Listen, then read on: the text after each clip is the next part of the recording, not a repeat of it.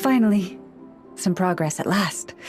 Now, to somehow put all these things back where they belong. I know. There's petrified seeds of an ancient tree, fossilized animal bones, colorful stones, more deposit boxes that people buried for safekeeping, wish boxes, letters with photos enclosed. Well, weasel thieves have a different perspective on value from us. It seems like this one just bagged anything and everything that grabbed its attention. The seeds and rocks will be easy enough to deal with, but those storage boxes and wish boxes will have been buried with the express purpose of digging them up at a later date. Thanks for the kind offer, but I've already engaged another slightly more mature weasel thief to handle this. It will be in charge of moving all the items back to their original spots. After all, the kid's heart was in the right place. Making it put everything back where it found it would break its poor little heart.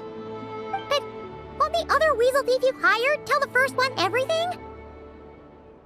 Hopefully not. The little one prefers to live on its own and act solo, so they're unlikely to meet. It also has a short attention span. Give it half a month, and I'd be very surprised if it still remembers anything it dug up. I speak their language, and I've had the privilege of their company for a long time. It's only natural that I've come to understand them, no different from making friends. By contrast, other people can't understand what animals are saying, so they're bound to make mistakes when trying to understand them.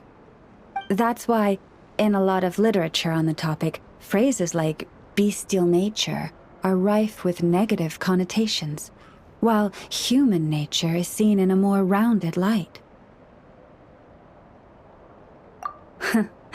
You're right. I'm sure those books would have turned out quite differently if they were written by a wolf or a rhyme-horned deer. In any case, to me, human nature and bestial nature are both simply nature. Whether human or beast, all have moments of courage and of cowardice, times of both greed and rage. We all rejoice in our successes and mourn our failures. These experiences are neither inherently human nor inherently animal. They are a part of our shared nature, a nature bestowed upon all living things by Mother Nature herself.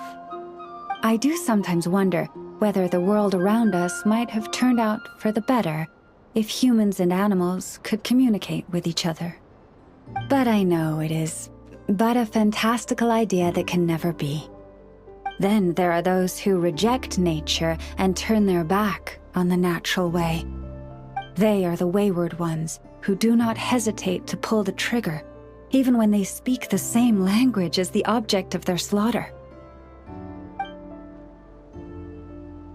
Yes, child. I know you can protect yourself, and that you are far fleeter of foot than they. Do not worry. No one shall harm you again. Ah, how time flies. I should get back to sorting through that pile of treasure. I should have enough time to get everything in order before the weasel thief arrives.